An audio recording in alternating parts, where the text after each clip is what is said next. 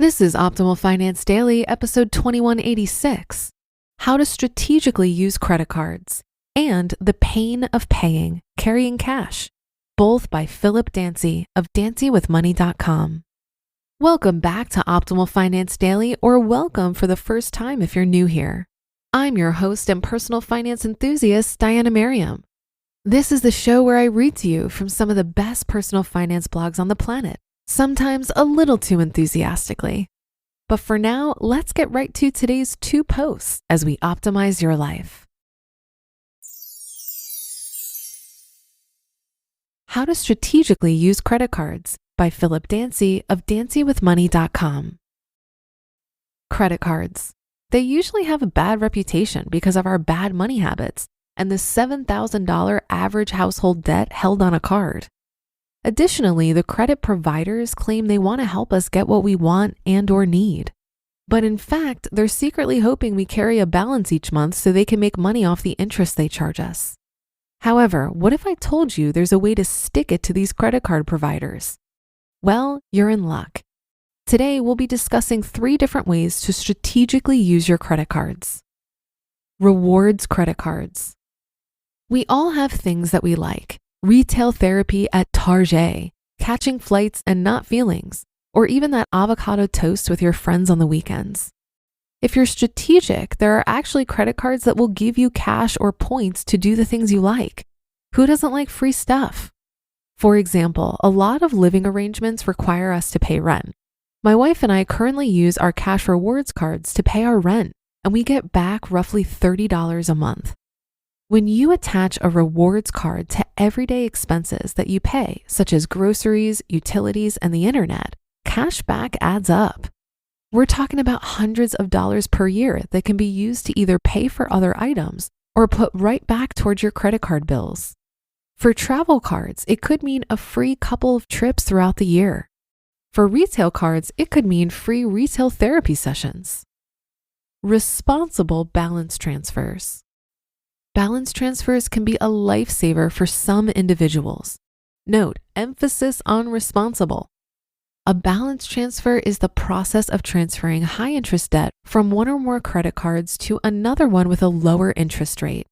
Using this strategy will help you apply more payments to the principal balance and in return eliminate credit card debt faster. As of late, several low-interest credit cards are offering introductory incentives such as 0% APR for the first 12 to 18 months. This gives you the opportunity to pay back all of your credit card debt without worrying about interest. This strategy could potentially save you hundreds of dollars on interest depending on how much credit card debt you owe. Remember, balance transfers are only effective if you don't add additional debt and pay it off within the 0% APR period. Pay the full balance each month. Yes, you heard that right. Don't just pay the minimum, but pay the entire credit card bill balance each month. This is the only guarantee to avoid interest charges on your credit card. In return, you're preventing these credit card companies from making money off you. You know how Jay-Z said something along the lines of, if you can't buy it 2 times, you can't afford it? We should use the same concept when it comes to our credit cards. Were those Jordans worth the added cost of interest if you couldn't pay off the credit card bill balance? When it comes to credit cards, we should all try and be strategic with our swiping. Get those rewards points towards your next flight and avoid those interest charges. The Pain of Paying, Carrying Cash by Philip Dancy of dancywithmoney.com. Remember that epic weekend you had recently? The one where there were multiple day parties, festivals, or bar hopping? Yeah, that one. At the end of the weekend, we all checked our mobile banking app to discover we spent way more than we anticipated. There are many reasons why this may have occurred, but today I want to introduce a concept I call the pain of paying and explain why we should all try to start using cash whenever possible. The pain of paying is a concept based on the idea that because some purchases are a little more painful than others, we should try to avoid them. For example, a $200 parking ticket hurts more than paying $200 for shoes.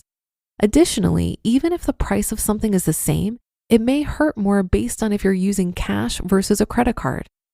Whether you want to admit it or not, we've all experienced the pain or tried to avoid the pain of paying at one point in time. Can't you remember that time you decided to use your credit card instead of cash or debit at the store because you didn't want to see all that money leave your account at once? Yeah, that was avoiding the pain. Guess what? The reason we feel this pain is because the psychological effect of buying something is higher when you physically hand over cash, because you instantly feel the impact and notice the money leaving your wallet or purse.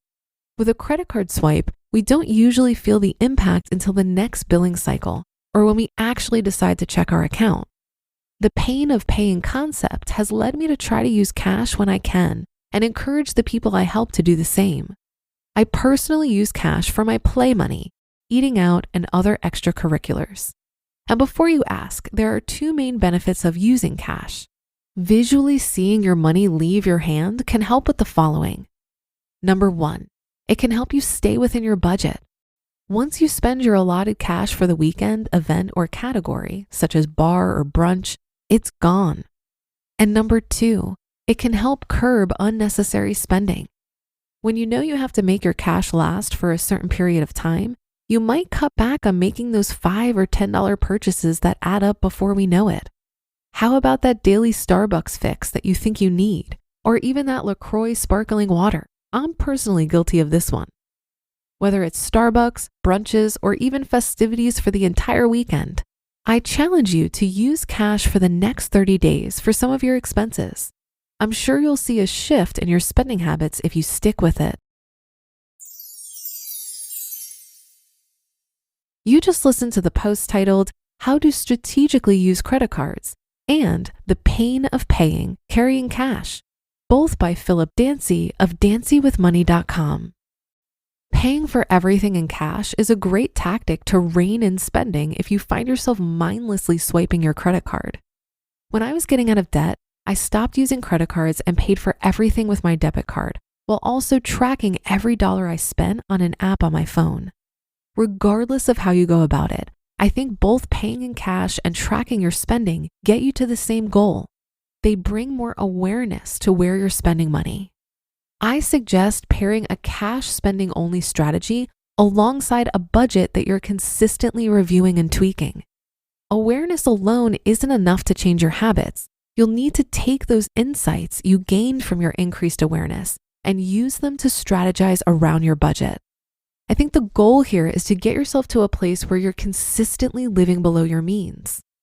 Once those healthy spending habits are in place, you'll need to think about this stuff a whole lot less. And then you can move beyond cash spending and optimize credit card usage for the reward benefits. I personally focus on credit card churning, where I open a card, spend just enough to earn the signing bonus, and then move on to the next card that has a good signing bonus at that time. So I'm only ever spending on one card at a time. It makes it so much easier to track my spending as well. Now keep in mind that I only started having fun with credit cards in this way after I got completely out of debt and overcame any temptation to overspend. This only works out favorably for me because I'm 100% committed to never carrying a credit card balance again.